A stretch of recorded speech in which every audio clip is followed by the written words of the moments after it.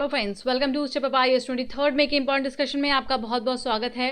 आइए जानते हैं आज क्या खास होने वाला है। आज के डिस्कशन में सबसे पहले हम इंपॉर्टेंट पॉइंट्स की बात करेंगे, जहां से आपके बेसिक्स काफ़ी मजबूत हो जाएंगे।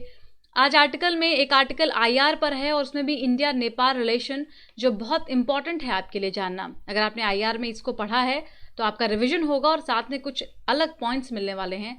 जो लोग फ्रेशर हैं उनके लिए इंडिया नेपाल रिलेशन को जानने का एक बेहतरीन मौका है।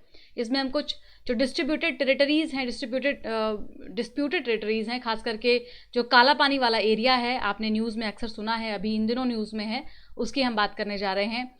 दूसरा आर्टिकल होगा प्रधानमंत्री जन आरोग्य योजना से जुड़ा हुआ। बेसिक फैक्ट्स तो आपको पता है, लेकिन इस आर्टिकल में हम कुछ ऐसे फैक्ट्स को देखने वाले हैं जो आपको मालूम नहीं है और पता होना बहुत ज़रूरी है एज एस्पिरेंट। अगला आर्टिकल होगा इकोनॉमिक पैकेज पर। हमें ये तो मालूम है कि बहुत अच्छा खासा बड़ा पैकेज अनाउंस किया गया है, लेकिन फ्लॉ क्या है? अगर आपको क्रिटिकल एनालिसिस करने के लिए दे दिया जाए तो आप उसमें क्या नेगेटिव फैक्ट्स को ढूंढ पाएंगे, वो आपको पता चलेगा आज के इस आर्टिकल से, जहाँ पे बहुत इंपॉर्टेंट एस्पेक्ट को दिखाया गया है कि ये जो पूरा पैकेज है वो सप्लाई साइड पर फोकस कर रहा है, ना कि डिमांड साइड पर। प्रूफ करेंगे आर्टिकल में, ठीक है। तीसरा पॉइंट बहुत इंपॉर्टेंट है आप सभी लोगों के लिए। क्वेश्चन फॉर्म करके दिया जा रहा है जिसको आप चाहते हैं, और वो भी उससे क्वेश्चन बनते हैं जो आप अभी जस्ट पढ़ चुके होते हैं। तो प्लीज़ मेंस के जो क्वेश्चंस दिए जाते हैं उनको ज़रूर प्रैक्टिस कीजिए। अगला होगा ऑब्जेक्टिव क्वेश्चन पर। आपको जो क्वेश्चंस मिलते हैं उनके बहुत सारे लोग आंसर करते हैं कमेंट बॉक्स में। वेरी गुड, जितने लोग आंसर कर रहे हैं, जो लोग अभी तक नहीं कर रहे हैं प्लीज़ आप लोग आंसर कीजिए कमेंट बॉक्स में, उससे आपका बहुत फ़ायदा मिलेगा, यकीन कीजिए। अगला पॉइंट, कल का जो क्वेश्चन है वो आज हम डिस्कशन में ही उसके आंसर को देखेंगे कि क्या आंसर होगा और उसका सही आंसर क्या होगा, ठीक है ना। तो और लास्ट में कुछ लोगों के डाउट हैं, उन डाउट को भी हम क्लियर करेंगे। तो वहीं पे आपको पता चलेगा जब आप सुनेंगे क्या डाउट है और उसका क्या एक्सप्लेनेशन है, ठीक है। तो देखिए ये सारे टॉपिक हैं, ध्यान से देखिए। हम बात करेंगे सिग्निफिकेंस की, नेपाल फॉर इंडिया, ठीक है। आपको बता दें नेपाल बहुत इंपॉर्टेंट हिस्सा है, बहुत अच्छा रिलेशन है नेपाल का भारत के साथ, और अभी क्या दिक्कतें हैं उसको हम डिस्कस करने वाले हैं। काला पानी डिस्प्यूटेड एरिया कहाँ पर है, कौन सी रिवर है वहाँ पर, क्या मुद्दा, क्यों ये डिस्प्यूटेड बना, इसके बारे में बात होने वाली है। India Nepal treaty of peace and friendship क्या है, किस ईयर में हुआ था ये। पंचेश्वर डैम कहाँ पर है, इस पर क्वेश्चन भी आपको दिया गया है। हेलीकॉप्टर मनी, ये कॉन्सेप्ट आपको इकॉनमी में मिलेगा। पीएम जय स्कीम के बारे में क्या अचीवमेंट्स है उसकी हम बात करेंगे। और नेशनल हेल्थ अथॉरिटी, ये सारे बेसिक फैक्ट्स आपको आर्टिकल के दौरान मिलते चले जाएंगे हर आर्टिकल से पहले, ठीक है। तो देख लीजिए, पहला आर्टिकल है अरेस्ट द स्लाइड, आप तो टिक कर सकते हैं अगर आपके पास न्यूज़पेपर है तो। दूसरा आर्टिकल होगा इनसफिशिएंट रिलीफ, और तीसरा आर्टिकल होगा हर्षवर्धन जी का पीएम जय पर, ठीक है। आंसर राइटिंग के लिए क्वेश्चन आपके सामने है, 3 क्वेश्चन गिवन है। हिंदी माध्यम के छात्र, इंग्लिश माध्यम के छात्र, कोई बहाना नहीं बना सकते, दोनों लोगों को क्वेश्चन दिया गया है, प्लीज़ आप लोग इसको लिखें। ऑब्जेक्टिव क्वेश्चन में देखिए टॉपिक है, पहला तो काला पानी डिस्प्यूटेड एरिया पर है। दूसरा क्वेश्चन प्रधानमंत्री जन आरोग्य योजना पर है। तीसरा सवाल physical spending of the government, कई बार डिस्कशन हो चुका है, एक बार आज फिर डिस्कशन हो जाएगा। उसके बाद अगला क्वेश्चन होगा पंचेश्वर डैम, अगर आपने सुना है तो बहुत अच्छी बात है, नहीं तो आज पता चल जाएगा आपको। और लास्ट सवाल होगा हमारा इंडिया नेपाल पर ही, बेसिक क्वेश्चन होगा ये, ठीक है।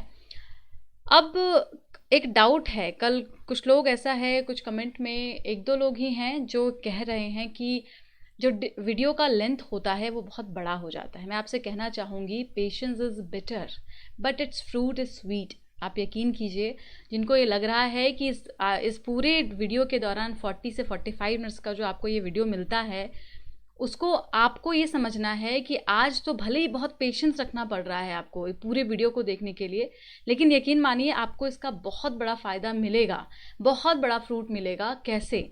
हम इस पूरे आर्टिकल में बेसिक फैक्ट्स को डिस्कस करते हैं।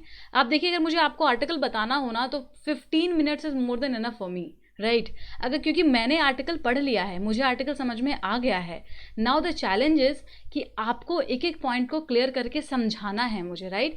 तो अगर आपको बेसिक्स नहीं पता होगा, अगर आपको बैकग्राउंड नहीं पता होगा, तो ये जो आर्टिकल लिखते हैं ना राइटर, ये बहुत अलग एंगल से लिखते हैं। ये यूपीएससी के एस्पिरेंट को पढ़ाने के लिए आर्टिकल नहीं लिखते हैं। इस वीडियो के दौरान हमें उस आर्टिकल को उस लेवल पर लेके जाना होता है कि आपको बहुत आसानी से आर्टिकल समझ में आ जाए। इसीलिए अगर समय अभी लग रहा है 45 मिनट्स का या 50 मिनट्स का भी, तो आप प्लीज़ उसको लग जाने दीजिए।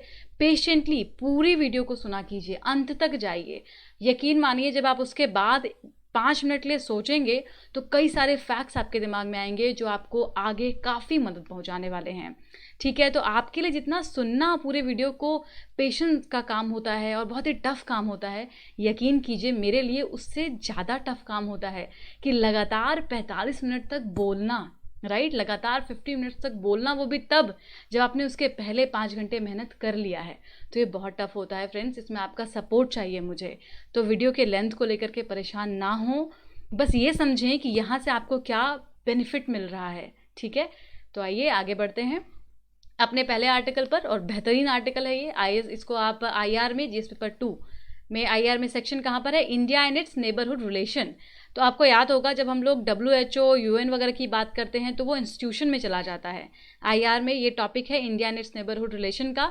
इसमें हम इंडिया नेपाल की बात करने जा रहे हैं। थोड़ा सा बैकग्राउंड देख लेते हैं। जब आप इंडिया नेपाल के रिलेशन की बात करेंगे तो इन 5 एंगल को अपने दिमाग में लेकर के जाना है। पहला, कौन कौन सा ऐसा स्टेट है जो बाउंड्री शेयर करता है नेपाल के साथ। ठीक है, दूसरा, कल्चरल लिंकेज है तो कैसा है, किस तरीके का है। उसके बाद treaty of peace and friendship कब हुआ था, क्या हुआ था। बफर स्टेट की तरह काम करता है नेपाल तो कैसे और क्यों, और ओपन बॉर्डर का क्या मतलब है। तो ये 5 एंगल को दिमाग में रखेंगे, इससे जुड़े हुए कुछ फैक्ट्स को दिमाग में रखेंगे तो आपका एक आंसर बहुत ईजिली क्लियर हो जाएगा। आइए इसको डिस्कस करते हैं। शुरुआत करते हैं स्टेट से। तो याद रखिएगा जब आप यूं ही अभी आपको मैं अगर जस्ट होमवर्क दूं कि आप बताइए कौन कौन सा राज्य है जो बॉर्डर शेयर करता है, तो आप फटाफट से गिन के उसमें बता देंगे 4। ठीक है, कई बार हमें वेस्ट बंगाल नहीं याद आता, वेस्ट बंगाल दिखता ही नहीं है। ठीक है, आपको आसानी से उत्तराखंड दिख जाता है, यूपी दिख जाता है, बिहार आपको पता है कि नेपाल के पास है, मधेसी वगैरह की वजह से तो आप वो भी गेस कर लेते हैं। सिक्किम भी एक बार को आपको याद आ जाता है। आपको वेस्ट बंगाल का नाम कई बार स्किप होता है, तो इसको याद रखना है कि 5 ऐसे इंडियन स्टेट हैं जो बॉर्डर शेयर करते हैं किसके साथ, नेपाल के साथ। और कैसे याद रखेंगे वेस्ट बंगाल को, तो दार्जिलिंग वाला हिस्सा याद रखिए, वहाँ पे जो डिमांड चलती है कई बार गोरखालैंड की, तो ये आपको याद दिलाएगा वहाँ से नेपाल की, और फिर आप इसको याद रख सकते हैं। ठीक है, तो पहला ऑब्जेक्टिव क्लियर, क्वेश्चन भी क्लियर हो गया यहाँ पे कि कितने स्टेट हैं। अगला इसका क्या और सिग्निफिकेंस है, तो कई तरीके से। एक तो स्ट्रेटेजिक पॉइंट ऑफ व्यू से नेपाल बहुत इंपॉर्टेंट है। हम बॉर्डर शेयर करते हैं, और बॉर्डर शेयर करते हैं तो बॉर्डर के थ्रू कई बार ऐसा होता है कि अगर हम अपने स्ट्रेटेजिक पॉइंट ऑफ व्यू से सोचें तो वहाँ पर नेशनल सिक्योरिटी काफ़ी अहम हो जाती है। तो इस पॉइंट ऑफ व्यू से नेपाल बहुत ज़रूरी है। और उसके बाद बफर स्टेट को लेकर के भी आपको इनको एंगल में रखना है कि चाइना और भारत के लिए नेपाल एक बफर जोन की तरह काम करता है। ठीक है, आगे बढ़ते हैं, कुछ और इंपॉर्टेंट फैक्ट को देखते हैं। अगर आप कल्चरल रिलेशन की बात करते हैं, हिस्टोरिकल टाइज की बात करते हैं, तो नेपाल और इंडिया का बहुत गहरा रिलेशन रहा है। हिंदुइज्म, बुद्धिज्म, है ना, बुद्धा का बर्थ प्लेस कहाँ पर है, लुम्बिनी, नेपाल में ही लोकेटेड है। इसके बाद अगर आप हिंदुइज्म में रामायण की कहानी जानते हैं तो सीता का बर्थ प्लेस भी नेपाल में ही है। तो ये कल्चरल रिलेशन है जो इंडिया नेपाल को और करीब लेकर के आते हैं, और इन दोनों का रिश्ता बहुत गहरा है। अगर आप बिहार में जाएं तो बिहार में लोगों की शादी भी होती है नेपाल में। तो ये कहा जाता है कि भारत और नेपाल का रोटी और बेटी का रिश्ता है। तो ये हिस्टोरिकल टाइज आपको समझना है, कल्चरल रिलेशन को बहुत अच्छे से समझना है। आते हैं treaty of peace and friendship of 1950 पर। ये जो ट्रीटी है कब हुई थी, 1950 में हुई थी, और एक बहुत अहम और इम्पॉर्टेंट ट्रीटी मानी जाती है ये, क्योंकि इंडिया नेपाल के बीच में कई तरीके का रिलेशन है, बिजनेस, मूवमेंट, रेसिडेंस। आपको बता दें कि नेपाल के लोगों को भारत में कई सारे अधिकार दिए गए हैं। यहाँ पर गवर्नमेंट जॉब्स में भी नेपाल के लोग अप्लाई कर सकते हैं। ठीक है, तो इस तरीके की कई सारे अपॉर्चुनिटीज़ नेपाल के लोगों को भारत में दी गई हैं बाय दिस ट्रीटी। ये फ्रेंडशिप ट्रीटी है और पीस ट्रीटी है जो इंडिया नेपाल के बीच में हुई है 1950 में, याद रखना है इसको। आगे बढ़ते हैं और बहुत इंपॉर्टेंट टॉपिक की शुरुआत करते हैं, काला पानी एरिया, जिस पर आज का आर्टिकल भी आपको मिलेगा। काला पानी एरिया क्या है, डिस्प्यूट क्यों हुआ, इसको समझिए।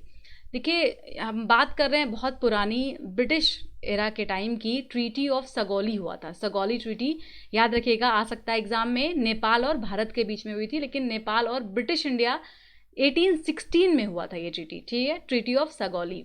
तो ये जो लोकेशन है पूरा ये इस तरीके से है कि एक रिवर है काली रिवर, ठीक है, या महाकाली रिवर, आप ध्यान से जानिएगा इसको। अब ये जो रिवर है इसका ओरिजिनेशन कई जगह से हो सकता है, तो ये रिवर इस तरीके से है। अब एक जगह पे कुछ ओरिजिन इसका पता नहीं चल रहा, और ये मान लीजिए अगर इस तरीके से रिवर आ रही है, ये ऐसे करके भारत में आ रही है, ठीक है। अब यहीं पर है काला पानी एरिया, मान लीजिए ये वाला एरिया है जो काला पानी का एरिया है, ये पूरी रिवर है, ठीक है। अब इनके बीच में ट्रीटी हुई, किसके बीच में? ब्रिटिश इंडिया और नेपाल के बीच में ट्रीटी होती है। ट्रीटी में ये बताया जाता है कि ये जो रिवर है, जो काला पानी रिवर, ये जो महाकाली रिवर है, इसका ईस्ट साइड जो होगा वो नेपाल का होगा और इसका वेस्ट साइड जो होगा वो इंडिया का होगा। फाइन। अब वहाँ पर एक और डिस्प्यूटेड वर्क हो जाता है, वो इस तरीके से कि जब उस समय में भी पूरा लोकेशन, पूरा मैप दिखाया गया, तो ब्रिटिश टाइम पे भी 2 मैप दिखाए गए, 2 पॉलिटिकल मैप दिखाए गए। एक पॉलिटिकल मैप में ओरिजिन कहीं और माना गया, मान लीजिए इसको माना गया, और एक पॉलिटिकल मैप में ओरिजिन इसको माना गया, ठीक है। तो उसके बाद अब ये डिस्प्यूट जो है वो तब से ही चला आ रहा है कि इसका ओरिजिन पॉइंट है कौन सा। अब मान लीजिए अगर ओरिजिन ये वाला है तो इंडिया का जो टेरिटरी वो यहाँ से शुरू होता है, अब काला पानी किधर चला गया? नेपाल में चला गया। अगर ओरिजिन यहाँ पर शुरू होता है तो ये काला पानी का जो एरिया है ये पूरा कहाँ आ गया? भारत में आ गया। तो ये डिस्प्यूट आज का नहीं है, ये बहुत पुराना डिस्प्यूट है। अब आपको ऑलमोस्ट ये क्लियर हो गया कि क्या सिचुएशन है, प्रेजेंट कंडीशन क्या है। अभी कहाँ से बात उठ रही है? अभी बात उठ रही है जब से ये रीऑर्गेनाइजेशन एक्ट आया है जम्मू एंड कश्मीर का, तो इंडिया ने एक नया मैप पब्लिश किया, ठीक है ना। उस नए मैप में पूरे रीजन को दिखाया गया, ठीक है, गिलगित बाल्टिस्तान और ये पूरा हिस्सा, पीओके वाला हिस्सा दिखाया गया, और साथ में ये उत्तराखंड में ये काला पानी जो एरिया है उसको भी भारत में दिखाया गया, क्योंकि भारत इस पॉइंट को ओरिजिन मानता है रिवर का, महाकाली रिवर का, और उसके इधर का जो भी रीजन है, जो भी एरिया है, वो भारत का हिस्सा है। समझ गए आप? तो इस मैप को नेपाल मानने से इनकार करता है, और नेपाल का कहना है कि आप ऐसा मत करो। लेकिन डिस्प्यूट है कि भाई ओरिजिन माने किसको। तो आप ध्यान से देखिए, दोनों अपनी अपनी जगह पर सही लगते हैं कहीं ना कहीं। तो अब आई होप आपको ये पूरा क्लियर हो गया। ये रीजन कहाँ पर है? उत्तराखंड में है, ठीक है। तो काला पानी एरिया जो है वो कहाँ पर है? उत्तराखंड में उसको दिखाया गया है, दर्शाया गया है। महाकाली रिवर का ओरिजिनेशन है, महाकाली रिवर इसकी बॉर्डर मानी जाती है, और इसकी वजह से इतना बड़ा डिस्प्यूट आज नेपाल और भारत के बीच में चल रहा है, ठीक है। वाई काला पानी इज इंपॉर्टेंट फॉर इंडिया? आखिर क्यों काला पानी इतना ज़रूरी है इंडिया के लिए? क्योंकि बहुत ज़रूरी है। यहाँ पर है लिपू लेक पास। ये जो लिपू लेक पास है, आप याद करते हैं ज्योग्राफी में, ये पास कहाँ पर है? ये देखिए, ये पास, लिपू लेक पास यहीं है, काला पानी एरिया में ही पड़ता है ये। और ये पास भारत के लिए इतना ज़रूरी है क्योंकि इसी पास के ज़रिए भारत चाइना के मूवमेंट पर नज़र रख सकता है कि चाइना की जो एक्टिविटी है वो किस तरीके से किधर जा रही है। तो इस पर ये एक्टिविटी पर नज़र रखने के लिए लिपू लेक पास हमारे लिए बहुत ज़रूरी है, और ये जो पूरा रीज़न है काला पानी का वो भारत के लिए बहुत ज़्यादा ज़रूरी है। तो इस पर विवाद उठते रहते हैं, कभी नेपाल के सुप्रीम कोर्ट की तरफ से कुछ बातें आती हैं, कभी नेपाल के लीडर्स की तरफ से कुछ बातें आती हैं, और ये पूरा जो डिस्प्यूट है वो बहुत पुराना है, आज का नहीं है। ईस्ट इंडिया कंपनी के समय से ये पूरा मैप का जो प्रॉब्लम है, क्योंकि 2 मैप तभी पब्लिश किया गया था, एक बार तो ईस्ट इंडिया कंपनी ने किया था और दूसरी बार ये ब्रिटिश गवर्नमेंट 1847 में इसको रिलीज़ किया गया था। तो ये तब से चला आ रहा है, ठीक है। नेपाल में वहाँ के लोगों को बहुत सारी दिक्कतें हैं कि भारत जो अपना रिलेशन चाइना के साथ इसके थ्रू बढ़ाता है, इस एरिया के थ्रू, वो उनको सही नहीं लगता। ये पूरा डिस्प्यूट है। भाई ये आर्टिकल पर चलते हैं, मेन आर्टिकल में क्या कहा गया है। मेन आर्टिकल में प्रेजेंट सिनेरियो को देखिए। प्रेजेंट सिनेरियो में आज चाइना बहुत हाईलाइटेड है हर जगह पर, इकोनॉमी में देख लीजिए, आईआर में देख लीजिए, इंडिया नेपाल रिलेशन में देख लीजिए, इंडिया पाकिस्तान रिलेशन में देख लीजिए, चाइना आपको हर जगह दिख जाएगा, ठीक है। अब आते हैं इंडिया नेपाल पर। कहा जाता है कि प्रेजेंट गवर्नमेंट जो है नेपाल में वो प्रो चाइनीज़ गवर्नमेंट है। तो इसमें कुछ ऐसे इशारे किए गए हैं कि आज ये अचानक से जो ये बातें उठती हैं काला पानी टेरिटरी की और इस पर डिस्प्यूटेड एरिया की, या नेपाल की तरफ से जो एलिगेशंस लगाए जाते हैं, कहीं ना कहीं ये चाइना का हो सकता है कि एक अलग गेम हो और चाइना भड़काता हो एक तरीके से, ठीक है। क्योंकि वहाँ के जो प्राइम मिनिस्टर हैं नेपाल के, ओली साहब, उनको प्रो चाइना माना जाता है कि नेपाल में एंटी इंडिया सेंटिमेंट को बढ़ाने में ये काफ़ी ये लोग काम करते हैं, ठीक है। New map of India, map की बात हमने कर ली। नया मैप जो अभी पब्लिश किया गया था उसको नहीं मानता, क्योंकि नए मैप में उत्तराखंड स्टेट में देखिए कौन कौन सी जगह को इंक्लूड किया गया है। शोट, काला पानी, लिपुलेख एंड लिम्पियांगधुरा, इन तीनों जगह को पिथौरागढ़ डिस्ट्रिक्ट उत्तराखंड में इंक्लूड किया गया है, जिसको कि ये नकारता है। ठीक है। नेपाल की तरफ से बहुत सारे स्टेटमेंट आते रहते हैं, और अगर अभी एक वायरल स्टेटमेंट आपको बताएं तो वो स्टेटमेंट ऐसा है कुछ कि नेपाल का कहना है, वहाँ के प्रधानमंत्री का कुछ उन्होंने इस तरीके से डिस्क्राइब किया था कि India as virus more dangerous than corona virus. Can you imagine? तो आपको इससे वहाँ के इंटेंशन, वहाँ की तकलीफ क्या क्या है वो आपको क्लियर हो गई होंगी, और इसके पीछे किसका हाथ हो सकता है ये भी आपको समझ में आ रहा होगा। अब बात करते हैं इंडिया नेपाल की स्थिति कब से थोड़ी ज़्यादा ख़राब होनी शुरू हुई। 2015 से जब भारत ने ब्लॉकेट कर दिया था, आपको याद होगा, इसके पीछे कारण था वहाँ का कॉन्स्टिट्यूशन। नेपाल में नया कॉन्स्टिट्यूशन बनाया गया। देखिए, भारत नेपाल को हमेशा से बहुत सपोर्ट करता आया है। मैंने आपको इसे शुरुआत में ही बताया कि वहाँ के लोग यहाँ पर नौकरी ले सकते हैं, भारत में बहुत आसानी से वो आ सकते हैं, कोई सी दिक्कत नहीं है, यहाँ का रुपया वहाँ काम करता है। तो ऐसे दोनों देशों के बीच में रिलेशन बहुत अच्छे रहे हैं, लेकिन कई बार जो पॉलिटिकल लीडर्स होते हैं उनके सेंटिमेंट्स, उनका झुकाव अलग अलग होता है दूसरे दूसरे देशों के लिए। तो ये यहाँ पर आप मान सकते हैं, वहाँ पर जब नेपाल कॉन्स्टिट्यूशन को बनाया गया तो उसमें मधेसियों को राइट नहीं दिया गया था। ठीक है। और इस बात को लेकर के इंडिया नाराज़ था नेपाल से, और इसलिए इंडिया ने 2015 में ब्लॉकेट कर दिया था, हर चीज़ को रोक दिया गया था। आपको बता दें कि नेपाल भारत पर बहुत सारी चीज़ों के लिए डिपेंडेंट है, खास करके मेडिसिन वगैरह के लिए, ग्रेन्स के लिए। तो जब वो चीज़ें वहाँ नहीं जाने लगी, 6 मंथ का जो लॉन्ग ब्लॉकेट था वो बहुत ही ज़्यादा भयानक था। उस समय में आपको याद होगा, लग रहा था कि दोनों देशों के रिलेशन ठीक होंगे या नहीं, और कब ठीक होंगे, क्योंकि उसी दौरान ऐसा दिखने में आता था कि नेपाल गवर्नमेंट जो है वो चाइना की तरफ झुकने लगी थी। उनको चाइना एक ऑल्टरनेटिव की तरह नज़र आ रहा था। तो हमने, आपको याद होगा, हमने क्या बोला, नेपाल एक बफर जोन की तरह है। तो जब कोई बफर होता है, जैसे ये नेपाल यहाँ पर है, इधर चाइना है, इधर इंडिया है, तो ये नेपाल क्या सोचेगा कि अगर इंडिया हमें सपोर्ट नहीं कर रहा तो चलो चाइना की तरफ चलते हैं। वहीं चाइना नेपाल को अपने में मिलाने की कोशिश करेगा कि चलो नेपाल को मिला लेते हैं, तो फिर इंडिया को काउंटर करना काफ़ी आसान हो जाएगा। तो नेपाल बहुत ज़रूरी है स्ट्रेटेजिक पॉइंट ऑफ व्यू से दोनों के लिए देखा जाए तो।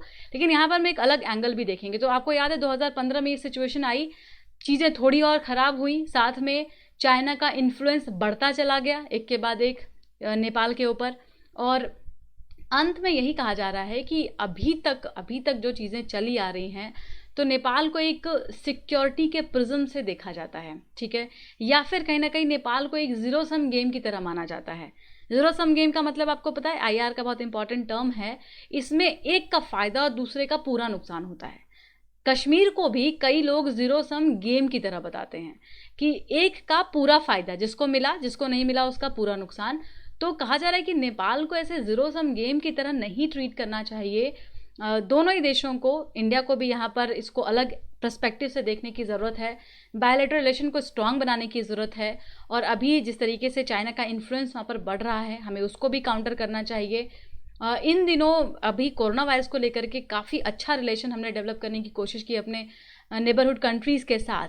तो वहाँ पर इस बात पर फोकस करना है, सार्क को कैसे और मजबूत किया जाए, हमें इन चीज़ों के बारे में सोचना चाहिए।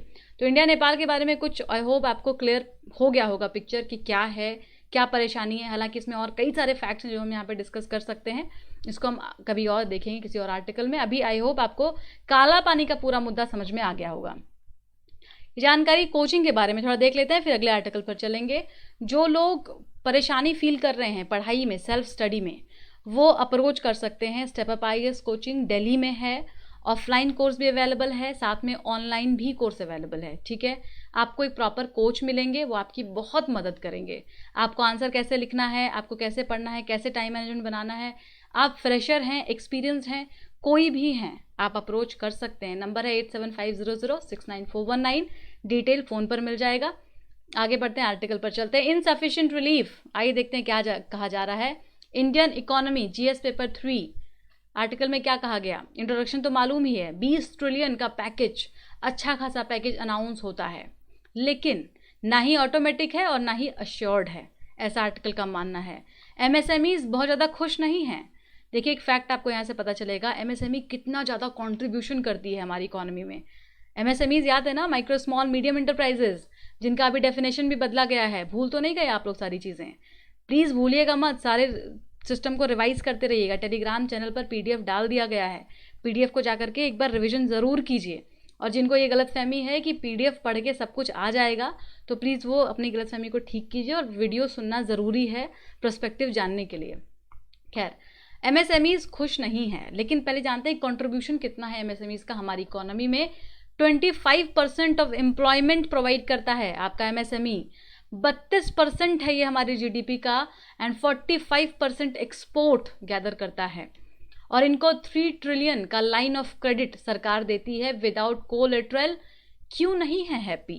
आखिर क्या वजह है? वजह है सिक्योरिटी की। भाई आपने तो क्रेडिट गारंटी दी है ना, पैसे तो नहीं दिए हैं। इनका कहना है, जो एमएसएमईज हैं उनका कहना है कि जो लोग पैसे देते हैं, जो लेंडर होते हैं जैसे कि बैंक हैं या अदर सेक्टर हैं, वो इतने सपोर्टिव नहीं होते। वो कई बार आपको कई तरीके से बहाने बना देते हैं और पैसे नहीं देते हैं। तो एमएसएमईज का ये मानना है कि जो सरकार ने ये पैकेज अनाउंस किया है, ये बहुत फ़ायदेमंद साबित उनके लिए नहीं होगा। अब इसको आगे और डिस्कस करेंगे हम डिटेल में। अब कॉरपोरेट भी खफा है, क्योंकि कॉरपोरेट का ये मानना है कि कॉरपोरेट का भी फ़ायदा नहीं होगा। ठीक है, एमएसएमईज का खुश नहीं है, कॉरपोरेट मान रही, कॉरपोरेट भी खुश नहीं है। क्यों? क्योंकि कॉरपोरेट को इसमें शामिल बहुत हद तक नहीं किया गया। होटल, रेस्टोरेंट, ऑटोमोबाइल्स, एयरलाइन, सबको इग्नोर कर दिया गया। ठीक है, तो दोनों के दुख आपको समझ में आ गए। आइए आगे बढ़ते हैं। स्ट्रगल फॉर सर्वाइवल, उनका क्या, जो सर्वाइव करने के लिए इतना स्ट्रगल कर रहे हैं, जिनके पास जॉब नहीं है, इनकम नहीं है, रहने के लिए घर नहीं है, डिग्निटी के साथ अपनी लाइफ को कंटिन्यू नहीं कर पा रहे हैं, कितना बड़ा नुकसान उनका हो रहा है। और इस सिचुएशन में उस चीज़ को कैसे डील करेंगे, दे डोंट नो एनीथिंग। क्योंकि जो पैकेज है वो बहुत ही वेग है, ट्रांसपेरेंट नहीं है। लिटिल शॉर्ट रन स्टिमुलस, जो पैकेज लाया गया है, इसको ध्यान से सुनिएगा। ये जो इतना बड़ा पैकेज सरकार ने अनाउंस किया है, इसमें सप्लाई साइड पर फोकस किया गया। ठीक है, कैसे आपको समझाती हूँ। जैसे यहाँ पर क्या कहा गया कि हम एमएसएमईज पर पैसा दे रहे हैं, एमएसएमई जाकर के बैंक से लोन ले ले, और फिर जो ये सेक्टर होते हैं वो अपना फिर से बिजनेस सेटअप करें, वेजेस वगैरह प्रोवाइड करें और अपना काम शुरू कर दें। अब देखिए, इससे जब काम शुरू तो हो जाएगा, लेकिन उसको मार्केट तक पहुँचने में कितना लंबा समय लगेगा।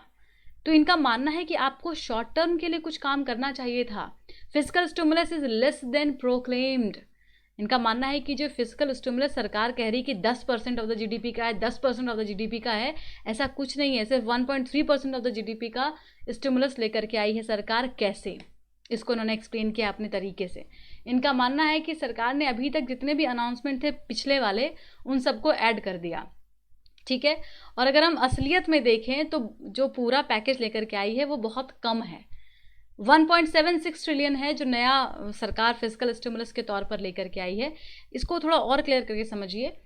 फिस्कल स्टिमुलस मतलब क्या हो गया? सरकार जो पैसे इन्फ्लक्स या एक्सपेंडिचर कर रही है मार्केट में। ठीक है, एक्सपेंडिचर कब होगा? जब सरकार डायरेक्ट पैसा मार्केट में डालेगी, तभी तो एक्सपेंडिचर होगा ना। अगर गवर्नमेंट ने ये कह दिया कि हम आपको गारंटी देते हैं, गवर्नमेंट ने बोला कि हम बैंकों को गारंटी देते हैं, बैंक लोन प्रोवाइड कर दे एमएसएमईज को। अब अगर बैंक ने लोन नहीं दिया तो अब डायरेक्ट तो सरकार अभी पैसे लेकर के नहीं उतरी है ना मार्केट में, सरकार ने इनडायरेक्ट हेल्प किया है। हमने इसके पॉजिटिव फैक्ट्स को भी देख लिया है कई सारे आर्टिकल में। यहाँ पर हम थोड़ा सा इसको नेगेटिव टर्म में देख रहे हैं, क्योंकि ये एंगल भी आपको जानना ज़रूरी है कि क्यों नुकसान होगा इससे लोगों का। Focus is more on supply side, उस चीज़ पर आपको आई होप क्लियर हो गया होगा। कि देखिए, इसको थोड़ा और पिक्चर क्लियर करते हैं। पैसे कौन कौन लोग दे सकते हैं? सेंट्रल गवर्नमेंट, ठीक है, आरबीआई, और उसके बाद बाकी अदर एंटिटीज़, अदर सारे जो टूल्स होते हैं पैसे मार्केट में डालने के। अब देखिए इसमें क्या हुआ, सेंट्रल गवर्नमेंट आरबीआई से टोटल 8 ट्रिलियन के करीब पैसा प्रोवाइड कर रही है, ले रही है। दूसरा जो बचा वो सेंट्रल गवर्नमेंट देगी, यानी कि 10 ट्रिलियन जो बाकी का रिलीफ पैकेज है वो अदर सोर्स से रिलीज़ होने वाला है। ठीक है, अब वो जो अदर सोर्स से रिलीज़ होगा उस पर फोकस करना है कि अगर हम इतना ज़्यादा स्ट्रेस सप्लाई साइड पर डाल रहे हैं कि सप्लाई साइड पर काम करेंगे, प्रोडक्शन को बढ़ाएंगे, चीज़ें आगे जाएंगी और फिर वो पैसा मार्केट में जाएगा, तो बहुत लंबा प्रोसीजर है। डिमांड साइड पर फोकस करना चाहिए। डिमांड साइड का मतलब होता है कि आप लोगों को पैसा दे दो, आप लोगों को पैसा दे दो, वो अपने आप ही डिमांड करने लग जाएंगे। अब पैसा कैसे दोगे ये सोचो। आप मनरेगा में जॉब बढ़ा दो, आप लोगों को डायरेक्ट बेनिफिट ट्रांसफ़र कर दो, फार्मर के अकाउंट में पैसे डाल दो, जो महिलाएं हैं उनको आप डायरेक्ट पैसे दे दो। आपने क्या किया, आपने बिजनेस को बढ़ाने के लिए पैसा दिया। आपने कॉरपोरेट्स को कहा कि आप अपना काम फिर से शुरू कीजिए, इसके लिए हम SEZ में आपको ये फ़ायदे पहुंचा रहे हैं। आपने इन्वेस्टर्स को बुलाने के लिए पैसे दिए। यहाँ पे डायरेक्ट पैसा अभी मार्केट में नहीं गया, तो डायरेक्ट नहीं गया तो डायरेक्ट शॉर्ट रन में तो कुछ काम होगा नहीं और डिमांड साइड बढ़ेगा नहीं, तो दिक्कत आ जाएगी। ठीक है, why fiscal stimulus should have larger than this. देखिए, इन्होंने कहा है कि आज जो आप क्राइसिस देख रहे हैं पूरे विश्व में, ये 90 ईयर्स अगो जो ग्रेट डिप्रेशन था 30s में, 1930s में, वो उससे भी ज़्यादा खतरनाक है। ठीक है, और ये कई बार हम पढ़ चुके हैं कि आज का जो सिचुएशन, इकोनॉमिक सिचुएशन, वो बहुत ज़्यादा ख़राब है। इनका मानना है कि जो लोग फिस्कल स्पेस चिल्ला रहे हैं कि फिस्कल स्पेस नहीं है, फिस्कल स्पेस नहीं है, ऐसा कुछ नहीं है। पूरे विश्व में जो देश हैं वो सब इस स्थिति से गुजर रहे हैं, और आपके पास इतना तो अभी अपॉर्चुनिटी है कि आप अपने फिस्कल स्पेस को बढ़ा सकते हो। फिस्कल स्पेस को बढ़ाने का मतलब क्या होता है कि हमारे पास जितनी आमदनी आ रही है, जितना इनकम आ रहा है, और हम जितना खर्च कर रहे हैं, उसके बीच में कितना गैप है। ठीक है, मतलब मेरे पास 10 रुपये आना है और मैं 50 रुपये खर्च करना चाह रही हूँ, तो क्या मैं कर सकती हूँ? क्योंकि मेरे पास 40 रुपीज़ का डेफिसिट हो जाएगा, तो कहीं 40 रुपीज़ के डेफिसिट होने के बाद मेरी इकोनॉमी क्रश तो नहीं कर जाएगी। तो ये मेरा एक अपना डर है। अब मेरा डर जो है, ये कहते हैं कि जो आपका डर है ना, वही सबका डर है, क्योंकि बाकी जो देश हैं पूरे विश्व में, उनकी स्थिति भी यही चल रही है। तो आपको अपने स्पेस को, फिस्कल स्पेस को बढ़ाना ही होगा, क्योंकि अगर आप पैसा नहीं मार्केट में डालते हैं, अगर आप डायरेक्ट इन्फ्लक्स नहीं करते हैं मनी को, तो आपका जो GDP है ना, वो 5.5 से नीचे चला जाएगा। और अगर GDP ग्रोथ नीचे चला जाएगा तो ऑब्वियसली काफ़ी दिक्कत आपको ऐसे ही आने वाली है। तो इनका मानना है कि सप्लाई साइड में कैसे काम हो सकता था, डिमांड साइड में कैसे काम हो सकता था। मान लीजिए हम RBI जो है वो टर्शरी बिल को, जो गवर्नमेंट की बिल होती है, उसको खरीद लेती, ठीक है, और उसके बाद मार्केट में पैसा चला जाता। उसके बाद दूसरा ऑप्शन, मनी को प्रिंट कर दिया जाता। एक बहुत इंपॉर्टेंट टर्म है हेलीकॉप्टर मनी, वहाँ पे हमने देखा था टॉपिक वाले में, उसको यहाँ डिस्कस करते हैं। हेलीकॉप्टर मनी होता है जब न्यू करेंसी को मार्केट में लाया जाता है, जैसे कि मनी को प्रिंट करके आप पैसा ले आते हो मार्केट में। तो हेलीकॉप्टर मनी क्यों बोले, कि अचानक से वो आता है, कोई इसमें कोई साइकिल नहीं काम कर रही है, इसको प्रिंट कर दिया गया और उसको सीधा मार्केट में डाल दिया गया, इसलिए इसको हेलीकॉप्टर मनी कहा जाता है।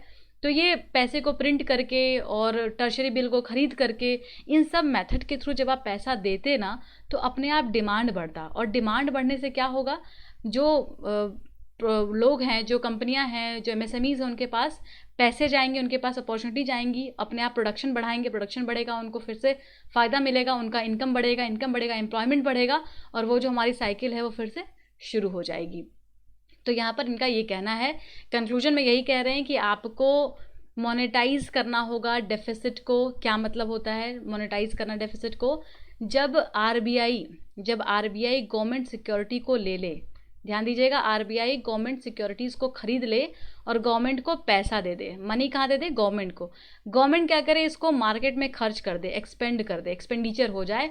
तो अब क्या होगा, सीधा पैसा मार्केट में चला गया, लिक्विडिटी बढ़ गई, और लिक्विडिटी बढ़ गई तो इससे आपका जो GDP है ना, वो बढ़ने लग जाएगा। क्योंकि अगर आपने ऐसा नहीं किया, अगर आपने इंटरवेंशन नहीं किया, तो लोग क्या कह रहे हैं कि जब आप डेफिसिट को मोनेटाइज करोगे ना, तो इन्फ्लेशन बढ़ेगा। इनका कहना है कि ऐसा कुछ नहीं होगा, कोई इन्फ्लेशन नहीं बढ़ने वाला, क्योंकि अगर आपने ऐसा नहीं किया तो आपका GDP ग्रोथ और कम हो जाएगा, और इसके अदर कॉन्सिक्वेंस आपको भुगतने पड़ेंगे। तो आपको उस लेवल पर जाने की ज़रूरत नहीं है, और यहाँ पर गवर्नमेंट ऑलरेडी बहुत नीचे जा चुकी है। अब इसको ये सोचना है कि कैसे वो रिलीफ पैकेजेस को शॉर्ट टर्म में लोगों को फ़ायदा पहुँचा के और उनकी मदद कर सकती है। आई होप क्लियर हो गया होगा आपको ये दूसरा एस्पेक्ट भी। ठीक है, आइए अब जन आरोग्य योजना की बात करते हैं। GS पेपर 3 में एसोसिएट कीजिए सोशल जस्टिस से। ठीक है, हेल्थ स्कीम के बारे में आपको पता है, और हम एक नया टर्म है यहाँ पे यूज़ होगा, उसको देख लेते हैं। नेशनल हेल्थ अथॉरिटी, NHA का जिक्र है आर्टिकल में। NHA क्या है? ये बहुत इंपॉर्टेंट बॉडी है, अपेक्स बॉडी है, और अभी इसका बहुत ज़ोरों से रोल चल रहा है, काफ़ी ज़्यादा काम कर रही है ये नेशनल हेल्थ अथॉरिटी। तो कहाँ कहाँ पर काम कर रही है? पहले तो जितने भी ये जन आरोग्य योजना के तहत बेनिफिशरीज आते हैं, उनका सारा डाटा इनके पास होता है, उसके लिए लीगल एंटिटी है ये। ठीक है। उसके बाद ये जो आप भी आरोग्य सेतु एप्लीकेशन यूज़ कर रहे हैं, उसकी भी अथॉरिटी इनके पास है, नेशनल हेल्थ अथॉरिटी के पास है, और ये उसको रेगुलेट कर रही है। आपके जो नंबर वगैरह हैं वो सब इनके पास हैं। तो इनका काफ़ी ज़्यादा काम बढ़ गया है, इधर बहुत अच्छा फंक्शन कर रहे हैं ये। इनको डिटेल में भी हम आर्टिकल में बात करेंगे। जन आरोग्य योजना के बारे में कोई अगर भूल गया है तो उनको बता दें कि उस पूरे स्कीम में हम बात कर रहे हैं जय योजना की, पीएम जय की। ठीक है, आयुष्मान भारत में जो पीएम जय है उसमें सेकेंडरी और टर्शरी को टारगेट किया जाता है, ध्यान दीजिएगा। सेकेंडरी मतलब कहीं कहीं पर हॉस्पिटलाइजेशन होता है, कहीं कहीं पर नहीं होता है। टर्शरी में तो पक्का ही जब हॉस्पिटलाइज हो जाए पेशेंट कोई बड़ी बीमारी से लेकर के, बीमारी की लिस्ट पूरी बनी होती है कि कौन कौन चीज़ें इसमें आ जाएंगी, तो इनको 5 लाख रुपए का इंश्योरेंस मिलता है। ठीक है, और इस पूरी योजना को जब कैलकुलेट किया गया तो 10 करोड़ फैमिलीज इसमें आती हैं और 50 करोड़ इंडिविजुअल इसमें आते हैं जिनको कि फ़ायदा पहुंचता है पीएम जय से। न्यूज़ कुछ इस तरीके से है कि अभी 1 करोड़ बेनिफिशरीज को इससे फ़ायदा हुआ है, इसी पर हम बात करने वाले हैं आर्टिकल में। ठीक है, तो पीएम जय has crossed 1 crore mark. 1 crore लोगों तक ये फ़ायदा पहुंच चुका है पीएम जय के तहत। ठीक है, और ये बहुत इम्पॉर्टेंट माइलस्टोन आप कह सकते हैं। इतने सारे लोगों को इतनी सुविधा मिल जाना, उनका जो हॉस्पिटल का खर्चा होता है वो पूरा हो जाना, अपने आप में एक डेवलपमेंट का स्रोत बन जाता है। क्योंकि आपको याद होगा भारत में जो पैसे खर्च होते हैं वो जब गरीब लोग अपना पैसा हेल्थ में दे देते हैं तो उनके पास गरीबी जो है वो और बढ़ जाती है। लेकिन जब उनका पैसा बच जाएगा, हेल्थ में उनको पैसा नहीं देना पड़ेगा, तो वो उन पैसे को अपनी इकोनॉमी को अच्छा करने में, अपने बच्चों को पढ़ाने में, अपने घर की स्थिति को ठीक करने में लगा सकते हैं। ठीक है, तो इसके कई सारे फ़ायदे हैं, बट आपको ये करंट का न्यूज़ पता होना चाहिए कि आयुष्मान भारत के तहत जो पीएम जय आरोग्य योजना है उसने 1 करोड़ का पूरा अपना मार्क क्रॉस कर लिया है लोगों को मदद पहुँचाने का। आपको बता दें कि हाल ही में कोविड-19 को इसमें ऐड कर लिया गया था। कोरोना वायरस पेंडेमिक को देखते हुए इससे जो टेस्ट होता है, कोरोना वायरस का टेस्ट भी काफ़ी महंगा है, 4,500 का है प्राइवेट में जाते हैं तो, और उसमें जो भी जैसे वेंटिलेटर है या जो भी खर्चे उसमें आते हैं उसको ऐड कर दिया गया पीएम जय में। और इसके तहत भी करीबन 53 करोड़ पुअर और वल्नरेबल फैमिलीज़ हैं जिनका कि टेस्ट और ट्रीटमेंट फ्री ऑफ कॉस्ट हो पाया पीएम जय के तहत, कोरोना वायरस 19 से जुड़े जो पेशेंट्स थे। ठीक है, 5 लाख इसमें दिया जाता है लोगों को कवरेज के तौर पर, यह भी हमने आपसे डिस्कस कर दिया। इसकी अच्छी बात क्या है? अच्छी बात है पोर्टेबिलिटी की सुविधा। आपको याद होगा जब हम माइग्रेंट लेबर के बारे में बात करते हैं तो हर जगह पर जब आप राशन कार्ड की बात करते हैं तो क्या कहा जाता है, 1 ration 1 card, 1 nation 1 ration card क्यों होना चाहिए? इसीलिए ताकि पोर्टेबिलिटी को इंश्योर किया जा सके। पोर्टेबिलिटी का मतलब होता है कि अगर आप बिहार के बाशिंदे हैं, आप महाराष्ट्र में रह रहे हैं, तो यहाँ के जो आपके पास कार्ड हैं, जैसे जन आरोग्य का हो गया या आपके पास राशन कार्ड हो गया, वो महाराष्ट्र में भी एप्लीकेबल होना चाहिए। तो पीएम जय के साथ शुरू से ही अच्छी बात है कि उनमें पोर्टेबिलिटी को ऐड कर दिया गया था। ये काफ़ी अच्छा स्टेप ये मान रहे हैं यहाँ पर। यूज़ ऑफ पोर्टेबिलिटी ऑप्शन, अब इस पोर्टेबिलिटी ऑप्शन का काफ़ी अच्छा इस्तेमाल किया गया और इसमें इम्पैनल्ड हॉस्पिटल्स हैं वो भी आते हैं। इसका मतलब होता है कि इसमें पब्लिक और प्राइवेट दोनों हॉस्पिटल्स इंक्लूड हैं। मतलब अगर कोई व्यक्ति जिनके पास ये आरोग्य कार्ड है और वो प्राइवेट हॉस्पिटल में एडमिट है तो प्राइवेट हॉस्पिटल का भी खर्चा सरकार उनको प्रोवाइड करेगी, ये समझना है आपको। The aim of Ayushman Bharat, इसका एम क्या था आपको पता होना चाहिए। यूनिवर्सल हेल्थ कवरेज इसका मेन उद्देश्य था।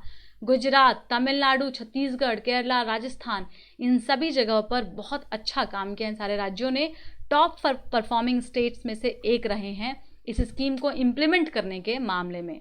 तो देखिए कौन कौन सी बीमारी, कार्डियोवैस्कुलर डिजीज़ जितने भी होते हैं और उसके ये सारी जो बड़ी बड़ी बीमारियां होती हैं वो सब इसके तहत आते हैं। ट्रीटमेंट पैकेजेस कैसे दिए जाते हैं, सिंगल स्टेंट, इन सभी को इसमें शामिल किया जाता है। जो NHA है, नेशनल हेल्थ अथॉरिटी, वो बहुत अच्छा काम कर रही है इसके लिए। आइए इस पर हम थोड़ी बात करते हैं। सप्लाई साइड पर्सपेक्टिव, इसमें कहा जा रहा है कि इस पूरे स्कीम के दौरान इसमें बहुत सारे नए हॉस्पिटल्स को हाल ही में ऐड कर दिया गया है और अभी टोटल 21,565 हॉस्पिटल्स हैं जो इससे जुड़ गए हैं, इस योजना से जुड़ गए हैं। तो मतलब उन हॉस्पिटल्स में जो लोग जाएंगे वो अपना कार्ड दिखाएंगे जो बेनिफिशियरी हैं और उनको फ़ायदा मिल जाएगा। NHA का क्या फंक्शन है? NHA का बहुत बड़ा फंक्शन है, ये पूरा IT सिस्टम संभालती है। जितने भी प्राइवेट स्टेक होल्डर्स होते हैं उन सभी के साथ नेटवर्किंग, बातचीत, सभी लोगों का आपको इमेजिन करना है कि 1 करोड़ लोगों को अगर फ़ायदा मिला है इस आरोग्य योजना के तहत, तो उन सभी का डाटा एनएचए के पास है। ये उनसे डायरेक्ट कांटेक्ट में बनी रह सकती है। उनको डायरेक्ट बताना कि भाई आपको क्या दिक्कत है या क्या प्रॉब्लम है, उनसे डायरेक्ट ये बात कर सकती हैं।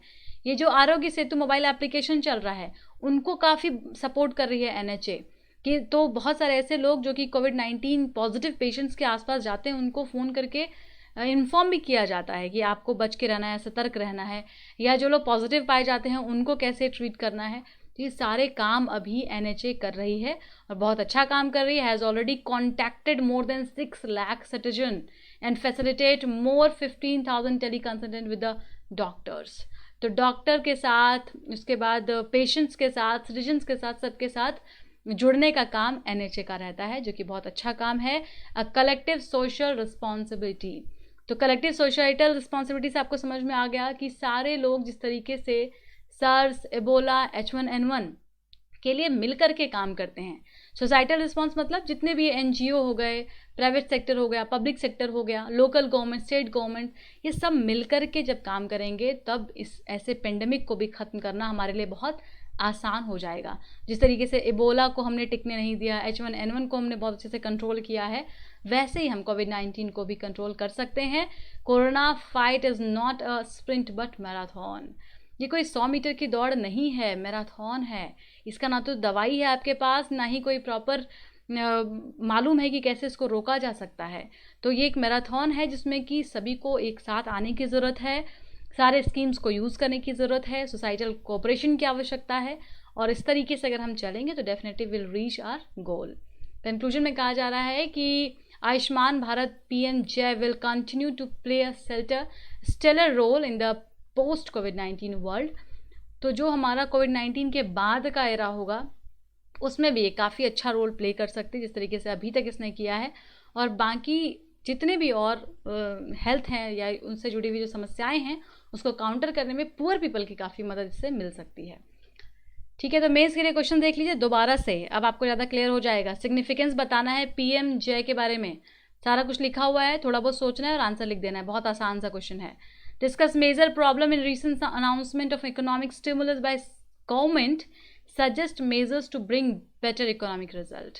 अब आपको मैंने बता दिया कि क्या कमियां हैं, कैसे उन कमियों को हम दूर कर सकते हैं। डिमांड साइड पर फोकस कीजिएगा, सोचिएगा, आंसर मिल जाएगा। तीसरा क्वेश्चन है discuss issue of cooperation and conflict between the India and Nepal relation. Detail में डिस्कस किया हमने, बहुत सारे फैक्ट्स आपको बताए, सबको सोच करके आंसर लिखना है। ठीक है, और ऑब्जेक्टिव क्वेश्चन देख लीजिए फटाफट। ये सारे क्वेश्चन है। काला पानी डिस्प्यूटेड एरिया, अब आप आसानी से बता पाएंगे इंडिया नेपाल के बीच में है कि नहीं, और रिवर गंडक, ध्यान दीजिएगा। दूसरा क्वेश्चन है PMJ पर 5 लाख का इंश्योरेंस होता है 50 करोड़ फैमिलीज़ के लिए, और यहाँ पर दूसरा क्वेश्चन है primary, secondary as well as tertiary health care के लिए है। ये सोचिएगा इस पर क्वेश्चन पे थोड़ा सा। ठीक है, तीसरा क्वेश्चन है physical spending of government, 2 statement given है, इन्फ्लेशन कॉज हो सकता है और एम्प्लॉयमेंट जनरेट करता है। ठीक है, और फोर्थ क्वेश्चन है GDP एंड GVA से जुड़ा हुआ। आपको देखिए यहाँ पे थोड़ा सा मिसप्रिंट हो गया है। ठीक है, जो सारे क्वेश्चन अभी हमने डिस्कस किया इसका आपको सही क्वेश्चन ऊपर मिलेगा, तो ये लास्ट के जो क्वेश्चन है इसको देख के नहीं, ऊपर जो क्वेश्चन गिवन है उसी को देख के आपको ट्राई करना है। यहाँ पे थोड़ा सा ये एडिटिंग मिस्टेक है, तो प्रीवियस जो आपको क्वेश्चन मिला है ना आप उससे सॉल्व कीजिएगा। ठीक है, पंचेश्वर डैम से जुड़ा हुआ ये क्वेश्चन है, और दूसरा स्टेटमेंट है काली रिवर। ठीक है, ये आपको थोड़ा पढ़ना है और फिर इसका आंसर करना है। अगला सवाल है नेपाल इंडिया पर बाउंड्री शेयर करता है 4 इंडियन स्टेट के साथ, सही है गलत? Madhesi problem is between India and Bangladesh, सही है गलत, बताना है। चलिए अब आंसर देख लेते हैं लास्ट डे क्वेश्चन का। वो आर्टिकल 129 से जुड़ा हुआ क्वेश्चन था, तीनों स्टेटमेंट सही हैं, सी इज़ द राइट आंसर, क्योंकि हमने डिस्कस किया था कोर्ट ऑफ रिकॉर्ड, जिसमें कि अगर कोर्ट ऑफ कंटेम्प्ट होता है, बात नहीं मानी जाती है सुप्रीम कोर्ट की, तो वो किसी को भी सज़ा दे सकते हैं, किसी भी इंडिविजुअल को दे सकते हैं, हाई कोर्ट के एक्टिंग जज को भी दे सकते हैं। कैसे? क्योंकि इन्होंने कारणन से आपको 6 महीने के लिए जेल दिया था, आपको याद होगा, तो इसलिए ये वाला स्टेटमेंट सही हो जाएगा। दूसरा क्वेश्चन था हाई कोर्ट के ऊपर, क्या हाई कोर्ट सबऑर्डिनेट है सुप्रीम कोर्ट का? नहीं है। जिन्होंने दोनों बताया उनका गलत है, ये सबऑर्डिनेट बिल्कुल नहीं है। इनके पास अपने राइट्स हैं, अपने पावर हैं, प्रेसिडेंट को अपॉइंट करते हैं भाई, तो ये सबऑर्डिनेट बिल्कुल नहीं हो सकते। दूसरा स्टेटमेंट ठीक है, हाई कोर्ट का जो रिट पावर होता है ना वो सुप्रीम कोर्ट से ज़्यादा होता है, याद रखिएगा। अगला सवाल मनरेगा से पूछा गया था, इसमें दोनों स्टेटमेंट बिल्कुल सही हैं। 16 दिन की गारंटी वाला एम्प्लॉयमेंट, और दूसरा पूरे वेजेस सेंट्रल गवर्नमेंट देती है। लेकिन ध्यान दीजिएगा, अगर अनएम्प्लॉयमेंट वो देना, अलाउंस देना हो, अगर भत्ता देना हो, अगर आपने जॉब नहीं प्रोवाइड किया, गारंटीड है ना, अगर आपने गारंटी से नहीं दिया जॉब उनको, तो जो वहाँ पे एम्प्लॉयमेंट अलाउंस होगा वो स्टेट गवर्नमेंट को देना होगा। तो ये डिफरेंस याद रखिएगा यहाँ पर। चौथा सवाल WHO पर पूछा गया था, कितने लोगों ने दोनों सही बताया है? तो वो गलत हैं। इसमें पहला वाला गलत इसलिए है क्योंकि कोटा सिस्टम नहीं है WHO में, इसमें कंट्रीब्यूशन होता है, तभी तो WHO को जो चाहता है वही धमका देता है ना। तो ये कोटा सिस्टम नहीं है, याद रखना है। डोनेशन होता है, कंट्रीब्यूशन होता है। हाईएस्ट शेयर ज़रूर USA का है, लेकिन वो कोटा नहीं है। दूसरा बिल्कुल सही है, स्पेशलाइज एजेंसी है UN की। पांचवा सवाल पूछा गया है, रिमूवल ऑफ जज high court and supreme court.